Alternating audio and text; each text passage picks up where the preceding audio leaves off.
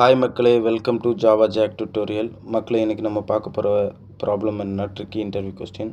First of all நான் ஒரு main clause create பண்ணுறேன். அந்த மெயின் கிளாஸில் நான் 2 மெத்தட்ஸ் ஓவர்லோட் பண்ணுறேன் மக்களே. ஃபஸ்ட் மெத்தடோட நேம் மெத்தட் 1, செகண்ட் மெத்தடோட name method 1. Same method name but different types of parameter மக்களே. இதுதான் மெத்தட் ஓவர்லோடிங் மக்களே. இப்போ இதில் நான் கேட்க போகிற கொஸ்டின் என்னென்னா, இப்போ மெத்தட் ஓவர்லோடிங், இப்போ இங்கே நான் பப்ளிக் கொடுத்துருக்கேன் ஆக்சஸ் மாடிஃபையர், இங்கே நான் ப்ரொடெக்டட்னு கொடுத்துருக்கேன். இப்போ ரெண்டுமே டிஃப்ரெண்ட் ஆக்சஸ் மாடிஃபையர். இப்போ நான் உள்ளே கொடுக்குற டைப் சேம் பராமீட்டராக இருந்தால் மெத்தட் ஓவர்லோடிங் அக்செப்ட் ஆகுமா ஆகாதா? ஸோ கம்பைல் டைம்லேயே நமக்கு எரர் அடிக்குது மக்களே. ஏன்னா இது கம்பைல் டைம் பாலிமார்ஃபிசம் என்ன கொடுக்குறான்னா, இட்ஸ் ஆல்ரெடி டிஃபைன்ட், அதாவது இந்த மெத்தட் ஆல்ரெடி டிஃபைன்டில் இருக்குதுன்னு கொடுத்துருக்கோம்.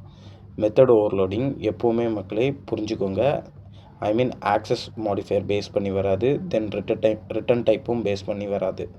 Only for method signature. இப்போ இதை ஃப்ளோட்டுன்னு கொடுத்தோன்னு வச்சுக்கோங்களேன், ஃப்ளோட்டுன்னு கொடுத்தாலும் அக்செப்ட் ஆகும். இங்கே எரர் அடிக்குதுன்னா ஃப்ளோட்டுக்கு முன்னாடி எப்போவுமே எஃப் கொடுக்கணும், ஐ மீன் அதோட சிக்னேச்சர் கொடுக்கணும், அப்போ தான் இது ஒர்க் ஆகும். மெத்தட் ஓவர்லோடிங் எப்போவுமே ஆக்சஸ் மாடிஃபையரை பேஸ் பண்ணி வராது, தென் ரிட்டன் டைப்பை பேஸ் பண்ணி வராது. ஒன்லி மெத்தட் சிக்னேச்சர் பேஸ் பண்ணி தான் மக்களே வரும். ஸோ அதுதான் மக்களே இன்றைக்கி நான் ஷேர் பண்ணுற வீடியோ. ஸோ நான் இப்போ கோடை ரன் பண்ணுறேன், உங்களுக்கு அவுட்புட் தெரியும், என்ன அவுட்புட் வருதுன்னு. பார்த்தீங்களா மக்களே, ஃபஸ்ட்டு மெத்தடோட அவுட்புட், தென் செகண்ட் மெத்தடோட அவுட்புட்.